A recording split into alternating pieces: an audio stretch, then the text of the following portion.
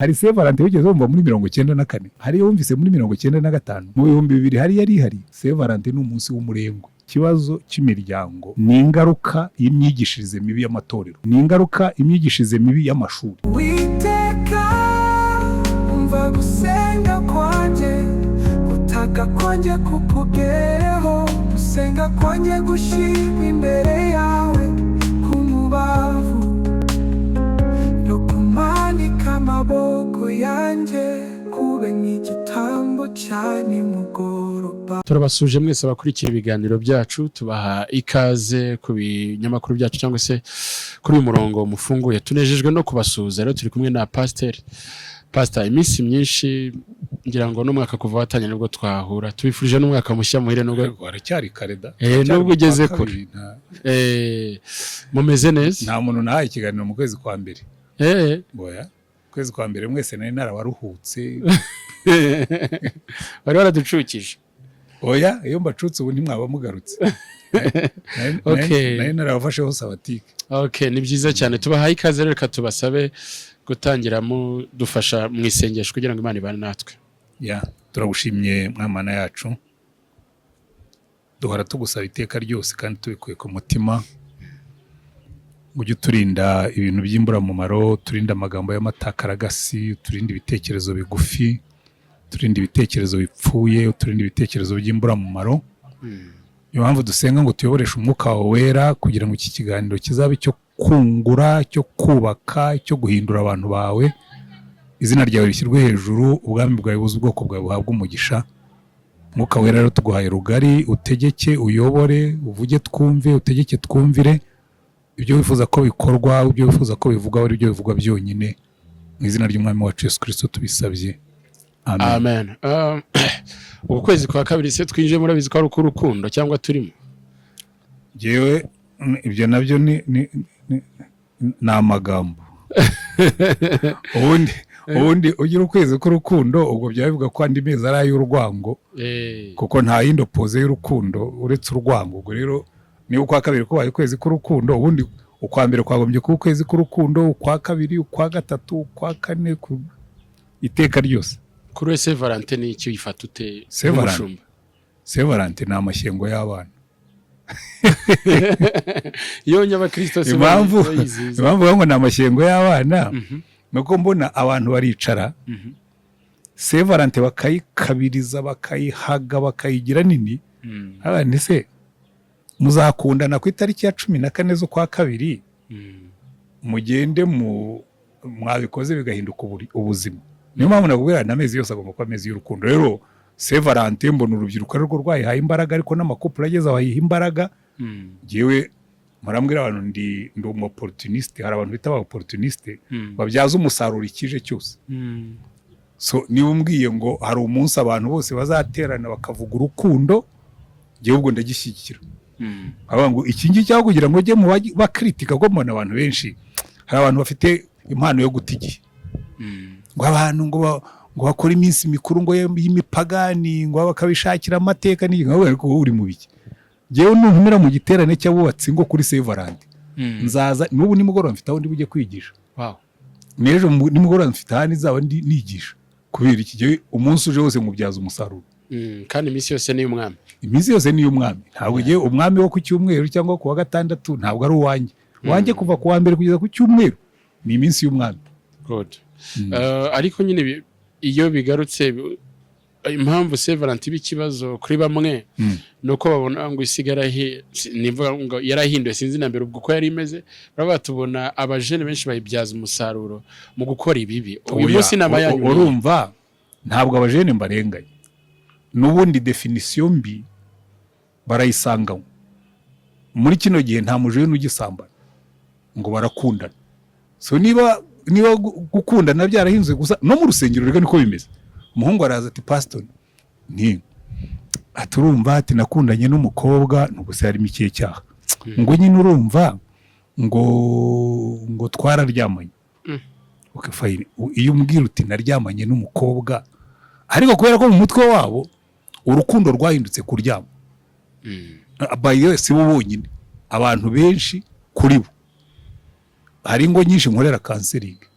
kavuga ati ibyo mu gitanda byaranze nkavuga nuke niba byaranze se bivuga ko mutagishobora gukundana uretse ko iyo byanze mu gitanda n'ubundi ubwo urukundo rubanza rugapfa ibirushamikiyeho byose bigakurikira ariko urubyiruko bavuga ngo ngo Saint Valentin ngo yabaye umunsi wo gusambana ntabwo ari Saint Valentin yateye ubusambanyi ahubwo burasanzwe ahubwo kuri Saint Valentin kuko bawise umunsi w'urukundo wo gukundana bya bindi bakoraga bikora ku bwinshi ariko ibyo ni ibintu bisanzwe kuko buriya ujya ubona bagaturika batambagiza isakramento buriya bajya gutangira gutambagiza isakramento abagiriki n'abaroma bagiraga iminsi mikuru bitaga bakanal yabaga yo gutembereza imana ya diva yitwaga Bacchus cyangwa Dionysos mu bagiriki imana y'ibirori kabisa bakayitemba ni imana yo kunywa ugaheza kuri uwo munsi wa bakanal byari byemerewe kuryamana n'ubushatsi kubera ko inzoga zabaga zabaye nyinshi so niba umugore yaryamanye n'umugabo utari uwe kuri bakanale yabaga ari celebration y'umunezero rero ibintu bigenda bizuka niyo rero ndi muntu twaganiriye ejo ambaje ngo Saint Valentin tuyitekerezaho iki ndavuga nti hari Saint Valentin wigeze wumva muri 94 hari yumvise muri 95 mu 2000 hari yari hari ijejo bundi kubera ko tumaze gutuza Saint Valentin n'umunsi w'umurengwe niko nkwita n'umunsi w'umurengwe uzasanga abantu barenzwe nyine ngaho nyibariza ibindi murakoze cyane ibya Saint Valentin icyatumye nifuza icyo nzi nkubwira ngewe rwose abantu ngo ndababwira Yesu soko y'urukundo no kubaka ingo nziza tugomba kubibyaza umusaruro murakoze cyane aho kuyivuma ngewe nyibyaza umusaruro yego kuko sinzayikuraho kuko sijye wayishyizeho so ubwo ntayishyizeho aho kugira ngo nyivume ngiye kuyibyaza umusaruro ubwo ni nacyo twagombye gukora nk'ubu mu nsengero uhamagaye abajene ba bose ukavuga kuri Saint Valentin abafite abafiance n'abatabafite muzaze mbigisha uburyo umuntu abona fiance muzima mbigishe gukundana kuki tutakora igiterane cyo gukundana kitari cyo gusambana tukigisha abantu gukundana atavuga ngo mwihuje n'abatagatifu kandi mutabiziza kuri bamwe reka twikomereze abatazi kubyaza umusaruro ibibonetse byose murakoze cyane yewe ibyo uzashyira imbere yanjye nzabibyaza umusaruro murakoze cyane pastor ejo bundi habaye amasengesho yo gusengera igihugu tunashima Imana nacyo cyatumye nifuza kuganira namwe umukuru w'igihugu agaragaza ko umuryango ugeramiwe agaragaza ko ingo nyinshi zibana zikora divorce zikiri nto cyane kandi asa n'ubatunga urutoki mwebwe abanyamadini arabata ariko n'ibyo bintu byanyu tugira ngo murasenga ati kuki mudasenyana n'izo ngo agira navuga ati ni gute abantu babiri bananirwa kubana niki bapfa kugera ubwo bavuga ngo ntituzongera kubana ariko ntiyongeyeho basenga ntiyongeyeho abantu babiri basenga bananirwa bate kubana kuko niyo ashaka iyo abivuga gutyo nari guhita nko mu bashyi muri sale kandi wari uhari narakubonyemo nari ndi mu Noise Rwanda Leaders ndi umumambure ndi no mu wari ariko uretse no kuba wari uhari twese tuba twabikurikiye uyu munsi biri gupfira he mu gutegura umuryango ko bisa naho byabaye ikibazo cyane reka nkwereke kubera ko yabivuze burya icyo nkundira perezida iyo avuze ikintu abantu bose bahita bakigira topic yes of course kuko nyine n'umukuru w'igihugu reka rero nkwereke si rimwe si kabiri twaganiriye nkubwira nti iki kibazo cy'imiryango ni ingaruka y'imyigishirize mibi y'amatorero ni ingaruka imyigishirize mibi y'amashuri izo nzego ebyiri kuko nizo zibyara imiryango twari dufite umupadiri witwaga Alexis Kagame watwigishaga ikinyarwanda muri university yaratubwira ati ariko mwebwe ibi bintu mwiga mbifiteho ikibazo ati basogokuru ibyo bigaga bafataga umwana bakamwigisha kubaka inzu mu itorero kuri ryo ryari ishuri ryabo bakamwigisha kubaka inzu bakamwigisha kubaka urugo bakamwigisha guhamiriza bakamwigisha gutera icumu bakamwigisha kurasa imyambi bakamwigisha kuyikinga bakamwigisha gukirana bakamwigisha gukama inka bakamwigisha guhinga bakamwigisha guhura amasaka guhura ibishyimbo bati bakamwigisha no kwicaza umugore we uwo ni padiri. uwo ni padiri. Mwebwe mwiga iki? Noneho aho yagiraga urwenya ngo numvise bavuga ngo mugomba guhura ngo bagomba kubahuza n'isoko ry'umurimo. ngo ubwo ngubwo rero mwebwe ngo hamwe n'ihene n'intama n'inkoko n'ibijumba n'ibishyimbo muri hamwe ku isoko. Ibyo yavugaga ubu maze kuba mukuru niho mbyumva. Dutegurira abantu kujya ku isoko ry'umurimo, ntabwo tubategurira kuba abantu. Muvuge ngo uyu mwana mfite imbere yanjye ejo azaba umusore, reka mutegurire kuzamenya kubahana n'abakobwa bagendana n'abahungu bagendana, be kuvamo abasambanyi bakiri bato. Kandi abanyarwanda bari koraga bigakunda. Ko buri mukobwa yagombaga kurongorwa ari isugi, so bigishaga abo bahungu ko batagomba gusagarira abakobwa kandi bakabyubaha, bakababwira n'ingaruka zabyo. Bakaba bati uyu mukobwa uramutera inda, baramwohera, uzaba wisha umuntu. Bagakura bubaha abo bakobwa, yego bari bafite ahandi bihengeka. Sibyo nenda kujyamo, ntibivuga ko nanabishyigikiye, ariko nibura barabigishaga, barangiza bakabigisha kubaka ingo, bakabatuza. None muri kino gihe umwana aravuka, ntawamwigije kubaka urugo. Ariko waze Theo, hari ibintu najyaga mbibwira urubyiruko hano nkiri umupasitori wabo, bakavuga ngo ariko ibintu ngo mujye mubihina, ngo ibintu byo kubaka turatubizi, ngo ninde utabizi. Sibyo. Ntabwo ntabyo muzi. Abapasitori baguye muri uwo mutego, bazi ko buri musore wese iyo yabonye fiance bazi uko bubaka urugo. Nakundaga kubaza ntabwo ariko reka noneho tube abanyabwenge. Wowe uretse ko wavukiye mu rugo uzi uko bubaka urugo. So na nyoko bagutangiraga school fees, ukawutangira amafaranga yo kujya ku ishuri. Bigeze bakwicaza ngo bakubwire ngo ubu kugira ngo tubone amafaranga kujyana ku ishuri n'abari umuntu wawe cyangwa n'abakuru bawe, twizirika umukanda amezi 3 nk'umuntu uretse amazi y'imvura, mukazasanga ingunguru yaruzuye, tukabavomera tukongera tukareka. Ibyo hari uwabibigishije? Hari ugeza kwigisha finance yo mu rugo? Murambwira ngo murabizi nta rugo rudakora imibonano mpuzabitsina, ntabwo kereka ururwaye cyangwa urufite ibibazo. Kwaho mwavukiye papa na mama wawe bakoraga imibonano mpuzabitsina, hari n'umwe muri mwe bigeze bahamagara ngo bamubwire ati ngwino tukwicaze tukwere ko ibi bintu bikorwa? Ninde wabikwigishije? Ubizi? N'amakuru twatoraguye hirya no hino. Mwatoraguye yahese ko ibyo bintu by'ibitabirano mugenda mutoragura byo bivamo n'ingaruka tubona. Rero icyo nkubwira, ikosa rya mbere nshyira ku mashuri, nibura iby'ibanze bya communication mu rugo, finance zo mu rugo, kwihanganirana mu rugo, twagombye kubyigisha bikajya muri curriculum y'amashuri, kuko abana bazava muri gardienne barinde bagera muri university ntawe bigishije ibizabagira umumaro mu kubaka urugo. Noneho twarangiza igihugu kikavuga ngo ingo zananiranye nyine. Kuko reka nkwereke urugero njya nkunda gutanga.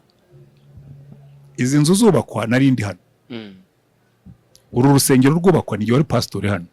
Iyo nigira najyuha nkavuga ngo ibyo ari byose mfite doktora, ngo uru rusengero ndarwiyubakishiriza.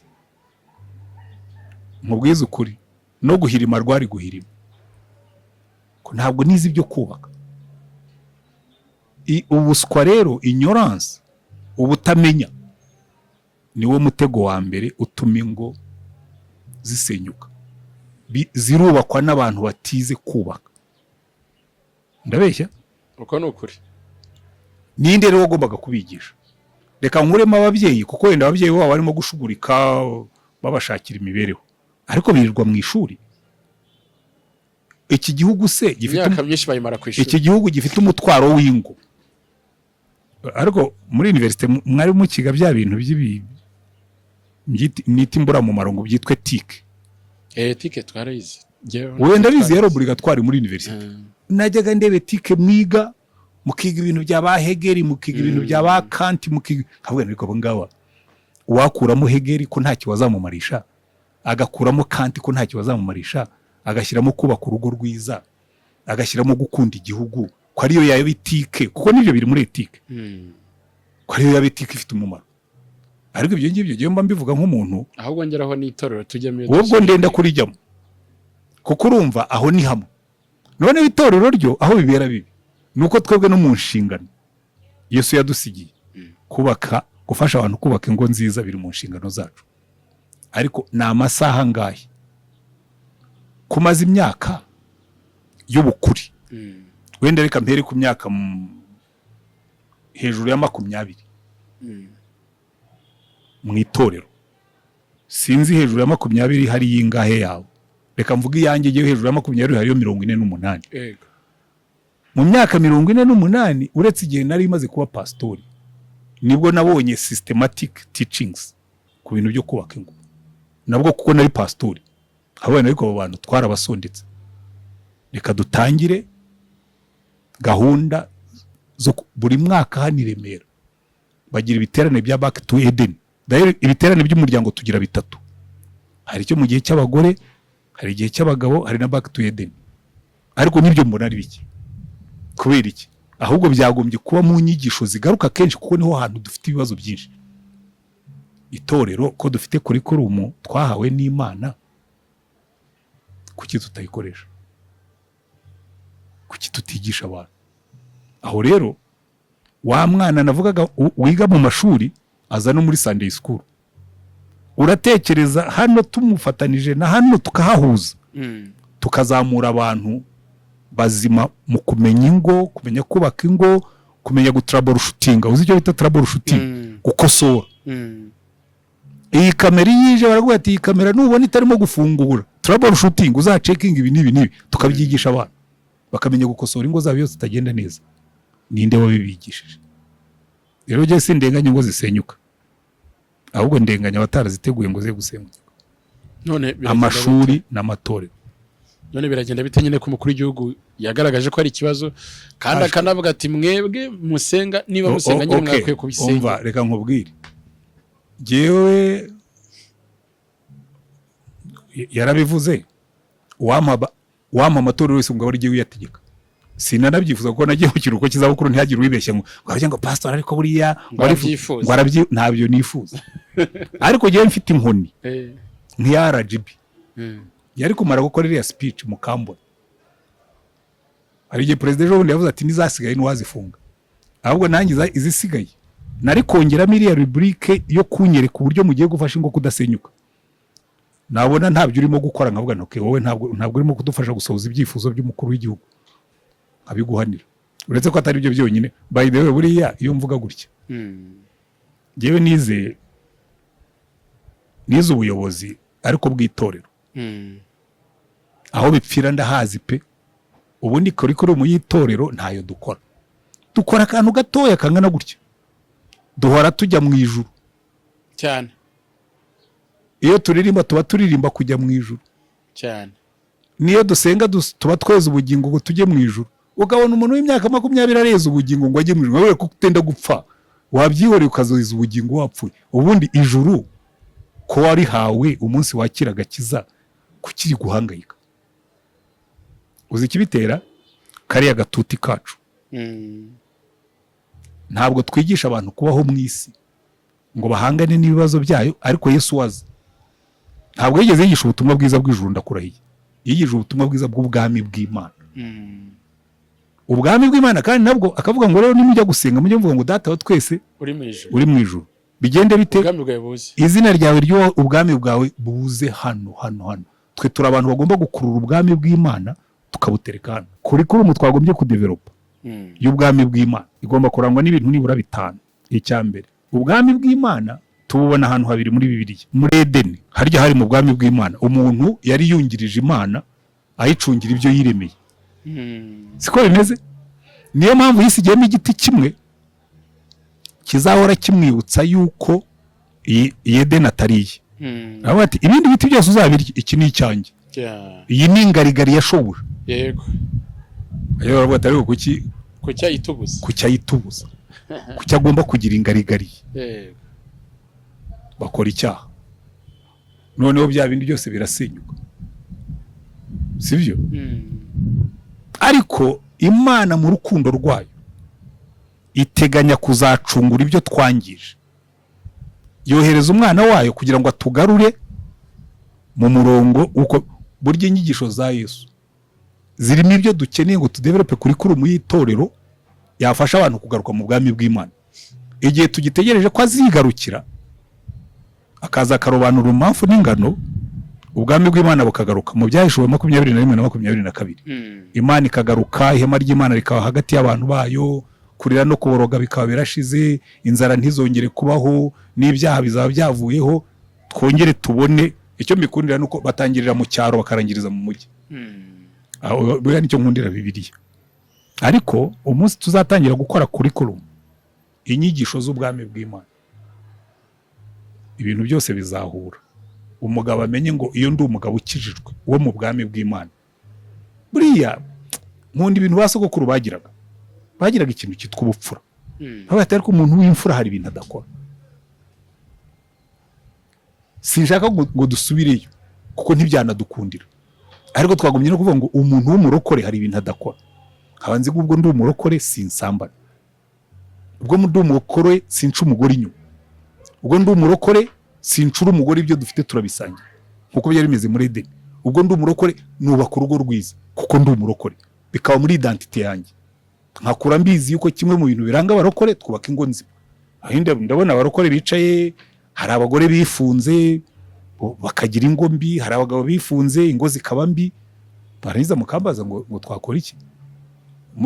Tugira isengesho muri Anglikani, iyo turimo kwihana riba mu gitabo cy'amasengesho ngo twaretse ibyo dukwiriye gukora, dukora ibyo tudakwiriye gukora. Ngo nuko ari Nyagasani muri twe nta buzima bwose. Twaretse ibyo dukwiriye gukora, hari ibyo umwami yasize atubwiye tugomba gukora, tukabyigisha abantu be bakabikora. None rero nkubwire, nitubigarukaho batagombye kubidutegeka, tuzakora itorero rizima kandi risubiza ibibazo byose by'igihugu. Kigaruka cy'amateka nacyo kitarakira. Ngira ngo nk'impuruza mwatanze cyagiye cya Kerisa n'igenda ifata abandi bayobozi b'amatorero cyangwa se gusa nabo basanzwe babifite, wenda ubwo nuko aka gace kakwiriye. Je nakabonye ejo bundi ndavuga igihe nateguraga iki kiganiro nzabibaza. Uwo ninde wagatemye? Sinzi wagatemye rwose. Ariko ibyo bintu ni bizima. Ibyo avuga yarimo agaragaza avuga ati ibintu byo guhuza abantu n'amateka yaho baturuka naho umutima w'Imana, kuki mukomeza kubigenderamo? Ubu nabyo bitadufiteho ingaruka nk'igihugu cyahuye n'amateka. Ahubwo mwebwe buriya hari icyo mutazi kitari n'icyo ngicyo. Reka ahubwo dusubire inyuma mu mateka, mwereke ukuntu amateka dufiteho ingaruka mbi zinakomeye cyane. Ingaruka ya mbere, buriya urugo rwubakwa n'umutima. Yego, ngiye kuguha ibintu bigera kuri 4 bishamikiye ku mateka kandi bisenya ingo. Kimwe muri byo, reka mpere ku mwana wabaye umusirikare, yinjiye mu gisirikare afite imyaka 16. Uyu mwana nta gihe yigeze agira cyo kujya mu bagore. Atangiranye n'urugamba ku myaka 16, 17 uko bamwe bagiyemo icyo gihe. Bararwanya intambara yo mu misozi ya hano, barwanya intambara yo mu bacengezi, barwanya intambara ya Kongo. Arangije ahura n'umukobwa arayabira, ashyira mu rugo. Hanyuma aho azicarira sanga wa mugore n'umunyangeso mbi, cyangwa nawe ubwe n'umunyangeso mbi, ko na wa mukobwa yarongoye hose ntabigeze agira umwanya wo kumenyana n'undi. Urwo si urugero rumwe. Umuntu aragiye, ntiwabonye abantu barimo gutaha bava hariya hakurya za Kongo, bagiye naguha n'ingero n'abari bari Tanzania n'abari bari Kongo mbere, bari batashye za 96 na 7. Umuntu yageraga gutya mu nkambi akaza agasanga n'umusore undi n'umukobwa, ntazi iyo yavuye, ntazi iyo yagize gute, bagacomeka. Nyuma ibintu byamara gutuza bimaze gutuza, ariko n'ubundi giwe uri wacu cyane, ubundi nakurongoye. Ibyo nkubwira ni ibintu mfitiye ibimenyetso. Yego, simusiga. Umuhungu avuye i Bugande araje ahuye n'umukobwa hano, we n'umukobwa n'umurescape, ariko ubundi uriya mukobwa uramwizera, ni aruzuye bigacumba. Zaracumbe kandi zicumba ubu ngubu kuko abantu bamaze gushira impumu, abantu bamaze kugarura ubuzima, bamaze kugarura, mbese bamaze gusubira mu buzima busanzwe, batangiye kwibaza ibibazo by'imibereho. Icyo ni ikibazo kimwe. Icya kabiri, hano hari umwana w'imfubyi, yarireze arera barumuna be, ni umuhungu cyangwa n'umukobwa, icyazi mu buzima ni ugushinga iryinyo kurinda akaba tafu. Ikosa rijya ribamo yajya gushaka agashaka mugenzi we w'umutafu nawe wabayeho gutyo. Aba bombi baje mu rugo ikintu cyitwa amarangamutima ntayabamo. Keya ntayo yigeze ahabwa, ntazi no kuyitanga. Icyo akora azi kurwana n'ubuzima, azi kubaka amazu, azi gushurika. Bagera mu rugo bamara gutuza, wa mugore agatangira gukenera keya. Arabwira umugabo utazi ko na keya ibaho, urabwira umugore nawe utazi ko keya itangwa. Rugashya. Kubera iki? Hari ikintu bita emotional account. Emotional accounts ziri mu busa. Ibyo si bigira bibiri. Icya gatatu, umuhungu aje kwiga hano. Ibyo byo nanahoranaga nabyo hano byarabaye kenshi. Umuhungu aje kwiga hano, yihuriye n'umukobwa, abona umukobwa ni mwiza, umuhungu ni mwiza, barakundanye bageze imbere basanga ngo ni ibivange. Nahoraga mubwira ko ni ikivange cy'iki niki. Ngo yango aravanze, wasanze mu mucanga se wasanze ari umuntu ni bya bindi tujya tubona by'imashini, ni ikivange cy'iki niki. Ariko urumva icyo bishaka kuvuga. Yego. Amarangamutima, amateka, byo urwo rukaba rurahiye. Wenda biba bibi iyo babibonye hakiri kare. Ariko hari aho babibona rugeze kure. Oya, baramaze kubyarana. Yego. Umugabo akicara yamara kugera nko ku bana 2-3. Umuntu akavuga ati ariko waruzi kuri umugore wawe burya ari ikivange. Akenshi ibivange nibyo bigira ibibazo. Waruzi kuri umugore wawe ari ikivange burya se ndetse yari n'interahamwe. Yagiye Kongo ariko nyine yari umututsikazi. Akishima mu mutwe usi kivange. Ariko marambwira abantu ntabwo ari ibyo bintu n'ubuswa. Ubundi kuki umwana wabyawe n'umututsikazi abo umuhutukazi yamaze amezi 9 mu nda y'uwo mututsikazi, yamaze imyaka 2 yonka amashereka y'umututsikazi, umuhinduye umuhututi. Uretse ibintu by'ubuswa gusa dushyira mu mitwe yacu Imana ntigira ubwoko. Niyo mpamvu njye muhora mbwira abarokore bafite amatindi y'amoko mu mutima. Leta yadutanze imbere, nkubwiza ukuri. Leta y'u Rwanda yabwirije ubutumwa twe twatinye kuvuga. Urumva nibyo yahereye avuga ati leta y'u Rwanda iragifasha intera hamwe yishe. Yego iti nibihana ibyaha ukabyatura twe turakubabarira. Ikabwira umuntu iyo ntera hamwe yiciye, wowe rwose turagusaba igitambo uyu muntu mubabari. Ubwo se ubutumwa bwiza bwa Yesu Kristo kuki twe tutabuvuze? Ngo none ibyasigaye inyuma bidatunganye nk'ibyo Paulo yabwiraga Tito, dusigare dutunganye ibyasigaye bidatunganye. Ariko turahubwo nitwe tubishimangiye. Murajya gushyiraho pastori ngo amoko ikintu no muri leta batagi umva. Ngewe reka nkubwire rwose, uzanyanga zanyange, uzandakarira zandakarira. Iki kidayimoni iki kigirwamana nabwo abantu ko nzajya nkitera mu wiko ndacyanga, cyanyambuye abantu, cyadusenyeye igihugu. Mu cyubakiro kubira iki? Mu kimitsemo iki? Theo, niwe umuhungu wawe yakunze umukobwa wanjye, what's your business kujya kumubuza? None se ubwo abantu bose batandukana nuko abahuje amoko ntibatandukana? Baratandukana. Ahuza nk'uko ntibicana? Baricana rwose. None se ubwo umurinda iki? Izongero zirahari. Uretse ubwoba. Ariko nabyo yabindi by'amateka yacu. So nibyo twari turimo. So amateka yacu rero nagenda nk'ingero z'ingaruka zayo ku mibanire y'imiryango. Ko nicyo kibazo. Ko hari abantu babiserebura nkaho wagira ngo ni ikintu nyine cyo guserebura. Baserebura iki? Nyine cyo ngicyo bati nkuko wari ubivuze, se umwana wacu yagiye he? Turacyumva ubukwe bupfa. N'ubushize yageze kwivuga uti ndacyabazwa no kumva ubukwe bwapfuye kuko ngo abantu badahuje ubwoko cyane. Bizambabaza ndinde mpfa. Turagana ise. Kandi ukumva no rusengero birimo pasta. Reka mbare mu mutima wawe mu rusengero ubwo niho biri cyane. Mu rusengero api yewe rwose twarafekinze ubwo cyariye muvuga ngo mu rusengero ariko ze nibyo bihari byonyine.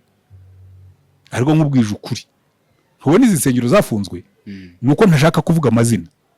Nakubwira insengero zafunzwe kubera ubugambanyi bushingiye ku moko. Munaganyira akavuga ati bari abantu bafite ingega bitekerezo ya jenoside bagira gutya barironda, kandi uwo muntu urimo kubivuga niwe nyirabayazana. Abandi kubera ko bamufitiye icyizere, yigererayo nk'uko bavuga mu kinyarwanda, bakagendera ku byo bababwiye bati hariya ahantu uriya rusengero rurimo ingengabitekerezo. Ntibarebe yuko uwo muntu ubaha information ari nawe uyifite. Ntibinakuraho yuko nabo bashobora kuba bayifite. Yego. Kuko abanyarwanda twese reka turayifite. Kuko reka ngewe mujye mumbabarira mbabwiza ukuri ko ndi umupastori wifuza ko iki gihugu gikira. Murambi babwira nkawe ni ingengabitekerezo igaburirwa n'indi. Ntushobora kumbwira ngo hano hari ingengabitekerezo yo kwanga abatutsi hatari n'ingengabitekerezo yo kwanga abahutu, ntibibaho. None se hari ubwoko bwiza n'ubundi buba bubi? Habaho abantu babi mu mpande zombi, habaho extremiste muri uru ruhande n'aba extremiste muri uru ruhande. Umurimo dufite nk'igihugu nk'itorero ni ugufasha abantu kumva ko iki gihugu tugomba kugisangira, kandi tukareka abana bacu niba bakundanye bagakundana, kuko ibindi tuba turimo ni ibyacu. Ni amateka mabi twagize, yego ndanayumva. Ngewe n'ufite iyo mitekerereze ndamwumva, simushyigikira ariko ndamwumva. Ngo yakuriye ntuyigera inkoni, ariko tugomba kubyanga, tugomba kubikosora, tugomba kwigisha ku buryo bizacika mu gihe cyacu. Yego tukabona ibisigisigi byabyo, ariko mu gihe cy'abana bacu n'abuzukuru bacu nibe bigihari. Tukubaka igihugu kizima cyubakiye kuri meritokrasi, umuntu tukamukundira ko afite umumaro, ariko ntitumurebe muri size y'amazuru n'indeshyo n'ibindi nk'ibyo. Ibyo ni amafuti. Nta muntu wirema. Ese niba ndi muremure urambwira ngo mbigenze ko ntahisemo taye yanjye? Niba se mfite amabinga urambwira ngo mbigenze ko nta mashini time isaya? Ibyo bintu mwazaritse tukabireka. Uko Imana yandemye niko ndi, nyakira uko ndi. Noneho hari igihe Martin Luther King yigeze kuvuga, uriya mu pastor w'umunyamerika, ngo mfite inzozi zo ko hari umunsi abana banjye will be judged by the content of their character, not by the color of their skin. So igihe abana banjye bazitwa imbwa cyangwa abagabo bishingiye ku byo bakora, bishingiye ku mico yabo, ariko bidashingiye ku bwoko. Natwe izo ni inzozi twagombye kugira. Wowe ubwo jye mbigaruye iwacu kugira ngo byumvikane neza. So icyo rero amateka tugiraho ingaruka, ariko natwe tuyafiteho ingaruka, kuko amateka nitwe tuyakosora. Kandi aho dufite ikibazo nuko izi nyigisho zihindura amateka nitwe Imana yazibikije. Abanyapolitiki bashobora gushyiraho amategeko bagahana uvuze mu buryo runaka, ariko twebwe dufite ubushobozi bwo kubwiriza umuntu agahinduka icyaremwe gishya. Niko Paulo yanditse akavuga ngo uko twabonaga Kristo kera siko tukimubona ubu ngubu. Ntitukirebera mu masekuruza. Ngo umuntu yari muri Kristo Yesu abicyaremwe gishya. Ngo kandi arangije avuga ngo kandi twebwe muri icyo gice cya 5 mu Bakorinto ba 2 ngo nitwe yabikije la parole. Ni natwe yabikije. Kuko buriya akenshi umuntu ugutuka abagamije kukubabaza, so anezezwa no kubona wababaye. Iyo rero ibitutsi byo bihinduye ubusa, ukageza ahantu wikomeza, ibitutsi byo ukabihindura ubusa, bimera nkaho atera igitutsi kikamugarukira.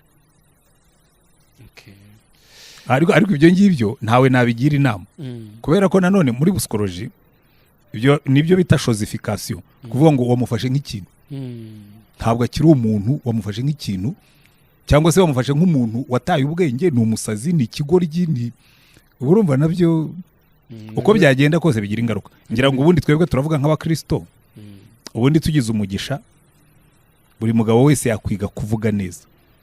Niba unafite n'ibyo utemera, niba unafite n'ibyo ugaya, tuza ubibwira umugore wawe, aho kugira ngo utuke umuntu ukosora ingeso.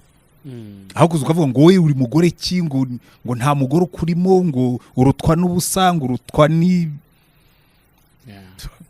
byoroshye nko kumugurita, ariko se nk'ibi bintu wagiye ubyandura. Nk'iyi myenda kuki iteye nabi? Kuko icyo gihe uba urimo gukosora ikosa, ariko ntabwo uba utuka umuntu. Ikibazo aho kiba ni hahandi umugore apfobya umugabo akamwambura agaciro ke k'umuntu. Ni hahandi umugabo atuka umugore akamwambura agaciro ke k'umuntu. Ibyo rero ubundi nibyo twagombye kwigisha abantu bakamenya, ukamenya kubabara, ugakosora ikosa aho kugira ngo upfobye umuntu. Mpamvu yewe nigishije abageni, nuzanareba n'agatabo nanditse nako dukoresha iyo twigisha abageni muri vision y'urugo, habamo no kugena umubare w'abana muzabyara, mubisengeye, mubyingenge, mubyumvikanyeho. Kuyo mugiye mu rugo mutumvikanye, bibyara izo mpaka. Ariko mugiye mu rugo mubyumvikana muvuga muti tuzibyarira, cyo nta kibazo mfitemo.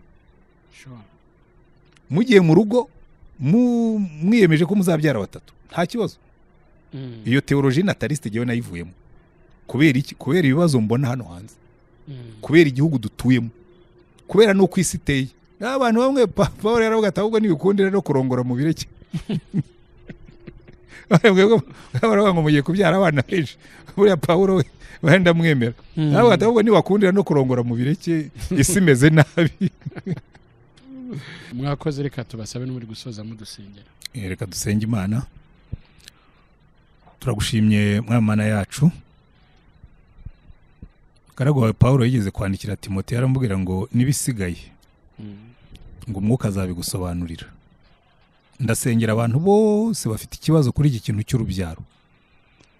Usobanurire buri muntu wese icyo umutegerejeho, umusobanurire icyo akwiriye gukora, ku buryo atazikoza isoni cyangwa ngo gukoza isoni avuga yuko ari wamubwiye gukora ibintu yagera imbere abana be bakababara, nawe ubwo akababara. Urambura ikiganza cyawe twigishe gukora ibikwiriye mu gihe nk'iki, kuko impaka ni nyinshi, amagambo ni menshi, ariko kuri ni wowe ugufite, ni wowe kuri, ni wowe ushobora kutwigisha ibikwiriye kandi tukabikora ukaduha umugisha. Uwo umugisha abazumva iki kiganiro bose, kandi ukureho impaka zose kugira ngo buri muntu wese yishakire igisubizo ari wowe wabajije, ko niwe waturemye kandi wowe tugenera ibyo dukora n'uburyo tuzabaho. Wumve gusenga tugusenze kandi ufashe ubwoko bwawe kugenda nk'uko bikwiriye, mu izina ryawe Mwami wacu Yesu Kristo, amen.